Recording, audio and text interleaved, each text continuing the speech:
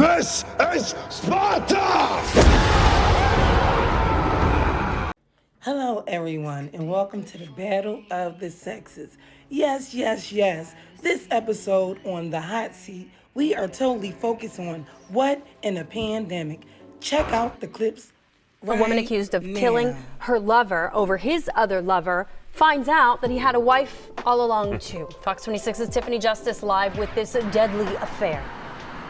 The wife saying the ME's office finally released the body to her after confusion over who was the real wife.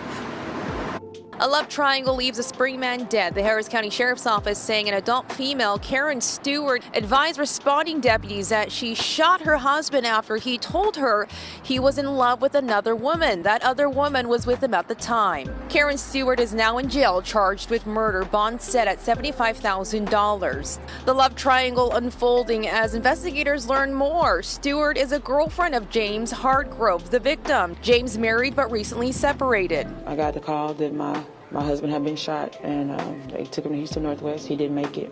It's very hard to believe. We've been married for 14 years. It's very hard to believe. Sandra Hartgrove, the wife, is in disbelief, saying they separated in November and that she was unaware of the other women. I've never met the person. I have no idea.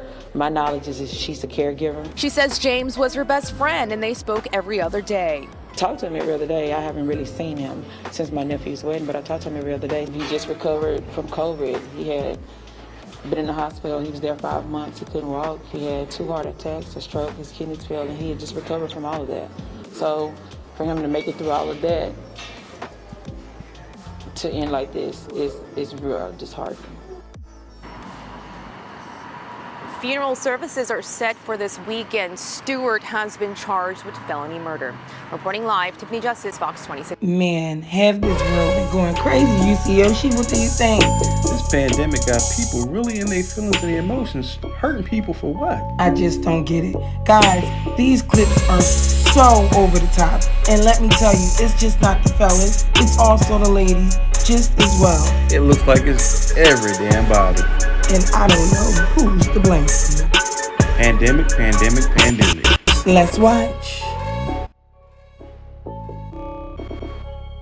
Stop the violence, because we will arrest you. It was the shocking video that grabbed the attention of our viewers. This woman, whose face is clearly visible on police surveillance video, now in custody. So is another man who eventually wrestled a gun away from her. Within 2 hours, literally 2 hours, that shooter was in custody.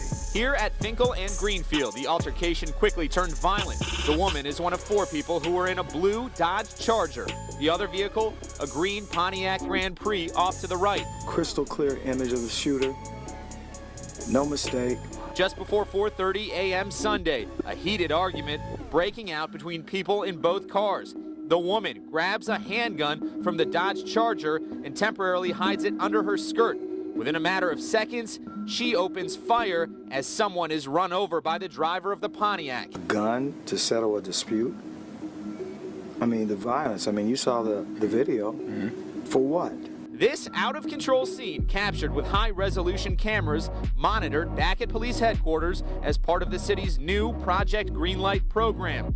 Thanks to a quick police response, a weapon was recovered and others were brought in for questioning. Ultimately, a neighborhood now made safer, especially with news of the 2 arrests.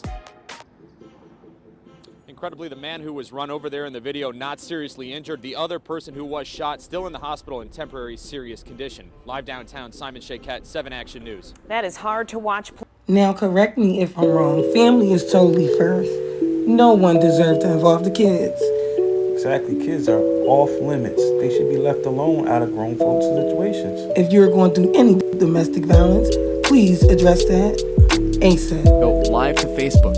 Minutes after breaking into his ex-wife's home, shooting and killing his 15-year-old son, and seriously injuring his ex-wife. I've been in law enforcement for 20 years, and I hadn't seen anything like this. This guy's bragging about what he did with social media. Chief Taylor Bartholomew of the Norlina Police says the victims had moved to the area to escape Valentine's abuse. Bartholomew says a restraining order just expired last month. Not only did Valentine confess to the crime on Facebook, Bartholomew tells me the suspect talked to him on the phone for 10 minutes, bragging about shooting his family. He shot his own son. And for me and my guys, it's hard for us to wrap our brain around that, hurting your own child like that. So, I mean, we're pretty angry about it. And especially because of the way he's acting over it. Norlina is a very small town. The crime hit this community hard. Many of them saw the video. But she deserved what she had coming. In the video, Valentine never mentions killing his 15-year-old son, a young man neighbors say they knew well. Always hugging and kissing me every time he see me in the halls at the high school. Mary Jones is a teacher at the victim's high school. She says the victim always called her grandma. I couldn't stop screaming and crying. And even today when I worked, tears were rolling down my face in the classroom every time I thought about it. Jones says Tuesday was hard for everyone at school. Many students had to leave early. She says the school and the world lost an amazing person.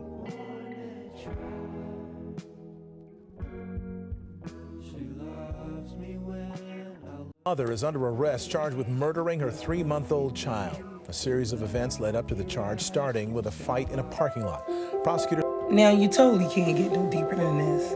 When it gets down to any time it's newborn babies involved, come on. Yeah, we gotta do better, people, as just in general. That's a little baby. Say Karen Harris got into some sort of a dispute with another woman on Friday. At one point, the baby falls out of Harris's arms and hits its head on the pavement. Harris waited until the next day to bring the child to the hospital, and the baby died shortly thereafter. The murder charge stems from the fact that Harris allegedly lied to the hospital and police about what happened. The second woman in the video has not been charged with anything yet. Hello, I'm Mark Brown. Click the ABC7 logo to subscribe to our Eyewitness News YouTube channel. Well, thank you guys for coming in and joining in on our wonderful, wonderful show. Just to bring some enlightenment to this pandemic. It's been such some crazy days. Yes, it has. Take care. God bless.